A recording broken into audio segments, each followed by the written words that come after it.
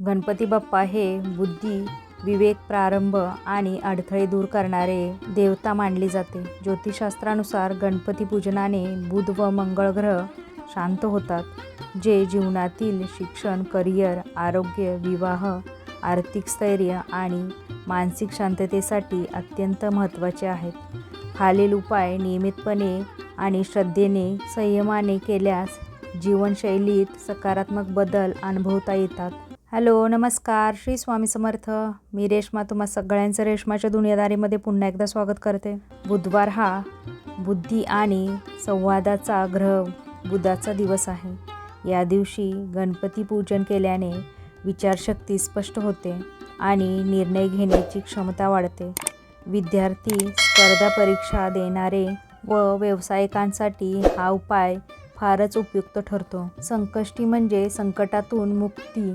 या दिवशी उपवास करून रात्री चंद्रदर्शनानंतर गणपती पूजन केल्यास जुने अडचणी हळूहळू दूर होतात. मानसिक तणाव, घरगुती समस्या व आर्थिक अडथळे कमी होण्यास मदत होते. मंगळवारी येणारी संकष्टी म्हणजे अंगारक चतुर्थी. ही चतुर्थी मंगळ ग्रहाशी संबंधित असल्याने कर्ज, कोर्ट केस, शत्रुबाधा आणि मंगळदोष यावर विशेष प्रभावी मानली जाते. धैर्य, आत्मविश्वास आणि कार्यक्षमता वाढते. लाल रंगाने गणपतीची पूजा. लाल रंग ऊर्जा आणि कार्यशक्तीचे प्रतीक आहे. लाल फुलांनी पूजा केल्याने आळस दूर होतो आणि कामात उत्साह येतो. नोकरी व व्यवसायात अडकलेली कामे पुढे सरकून त्यामध्ये लाभ मिळतो. दुर्वा गणपतीला अत्यंत प्रिय आहेत. या उपायाने शरीर आणि मन शुद्ध होतात, आरोग्य सुधारते, दीर्घायुष्य व स्थैर्य मिळते. मोदक हे समाधान व बुद्धीचे प्रतीक आहे. गणपतीला मोदक अर्पण केल्याने घरात आनंदी वातावरण राहते, कुटुंबातील तणाव कमी होतो आणि आपुलकी वाढते. ओम गण गणपते नमः या बीज मंत्राचा रोज 108 वेळा जप केल्यास मन स्थिर होते आणि भीती कमी होते. नवीन सुरुवात करताना यशाची शक्यता वाढते. गणपती अथर्वशीर्ष हे अत्यंत प्रभावी स्तोत्र आहे. याच्या पठणाने ग्रहदोष, विशेषतः बुध व मंगळ दोष कमी होतात. आध्यात्मिक उन्नतीसह आत्मविश्वास वाढतो. हिरवा रंग बुध ग्रहाशी संबंधित आहे. बुधवारी हिरवी डाळ, भाजी किंवा वस्त्र दान केल्यास बुद्धी व संवाद कौशल्य सुधारते. व्यवसाय, शिक्षण व व्यवहारात लाभ होतो. मंगळ ग्रह शांतीसाठी लाल मसूर दान. अंगारक चतुर्थीला हा उपाय अधिक फलदायी मानला जातो. राग, उतावळेपणा व अपघाताची शक्यता कमी होते. शारीरिक शक्ती आणि स्थैर्य संतुलित राहते. नारळ हे पूर्णतत्वाचे प्रतीक आहे. नारळ अर्पण केल्याने मोठे अडथळे दूर होतात. घरात सकारात्मक ऊर्जा वाढते. चांदीच्या गणपतीचे पूजन. चंद्राशी संबंधित दोष कमी होतात. मानसिक स्थिरता, भीती व चिंता कमी होते. मन शांत व प्रसन्न राहते. घरात गणपती यंत्र स्थापना. गणपती यंत्र घराचे रक्षण करते. नकारात्मक शक्ती व वाईट दृष्टीपासून संरक्षण मिळते. घरात सुख, शांती व समृद्धी नांदते. कामाच्या ठिकाणी गणपती फोटो ठेवल्यास निर्णय चुकत नाही, नुकसान टळते आणि कामात स्थिरता येते. व्यवसायात विश्वास वाढतो. स्तोत्र पठणाने मानसिक बळ वाढते. शत्रुबाधा व भीती कमी होते. स्वतःवरचा विश्वास दृढ होतो. ओम गण गणपते नमः मंत्र जप 108 वेळा. हा मंत्र दररोज किंवा किमान बुधवारी केल्यास अडथळे दूर होतात. कर्ज फेडण्यासाठी योग्य संधी, मदत करणारी माणसं आणि मार्ग मिळतो. गणपतीला गुळ अर्पण. गुळ हा गोडवा व समाधानाचे प्रतीक आहे. गणपतीला गुळ अर्पण केल्याने कर्जदारांशी संबंध सुधारतात आणि बोलणे सुलभ होतात. हप्ते, व्यवहार यामध्ये अडथळे कमी होतात. दर बुधवारी किंवा संकष्टीला गणपतीसमोर तुपाचा दिवा लावावा.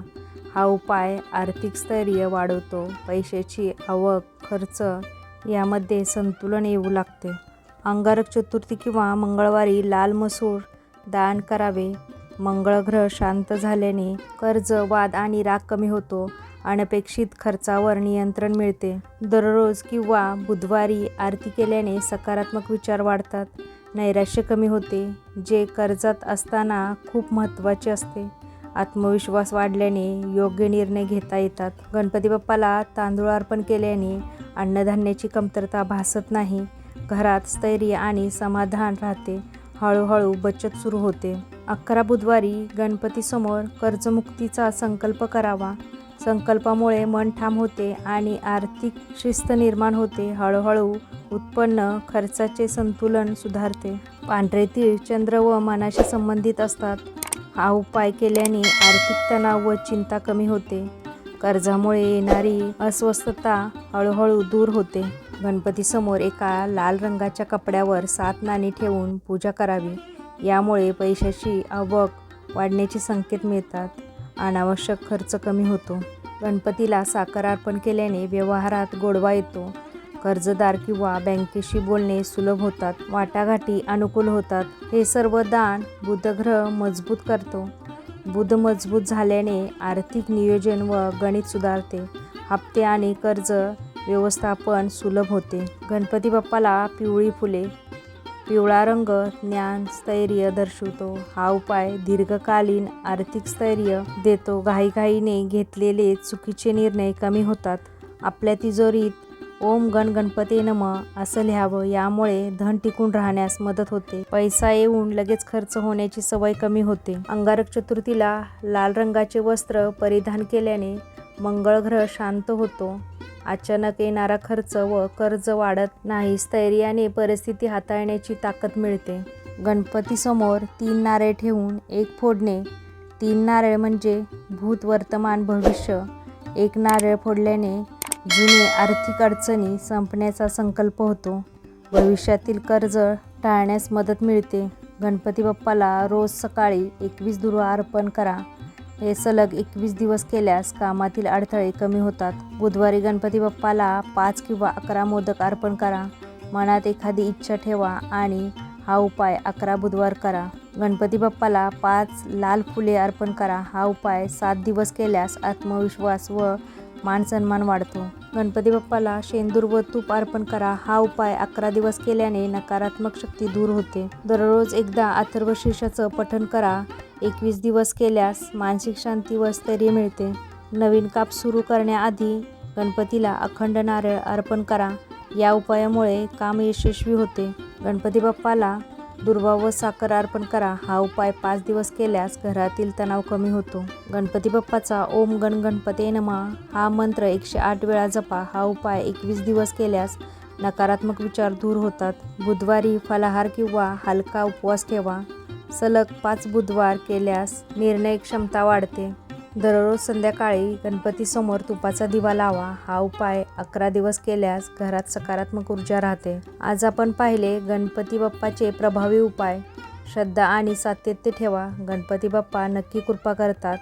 तुम्हाला हा व्हिडिओ कसा वाटला नक्की मला कमेंटमध्ये सांगा. जर व्हिडिओ आवडला तर व्हिडिओला लाईक शेअर सबस्क्राईब करा. पुन्हा भेटूया आपण उद्याच्या नवीन व्हिडिओसोबत. तोपर्यंत सगळ्यांना श्री स्वामी समर्थ. जय जय स्वामी समर्थ.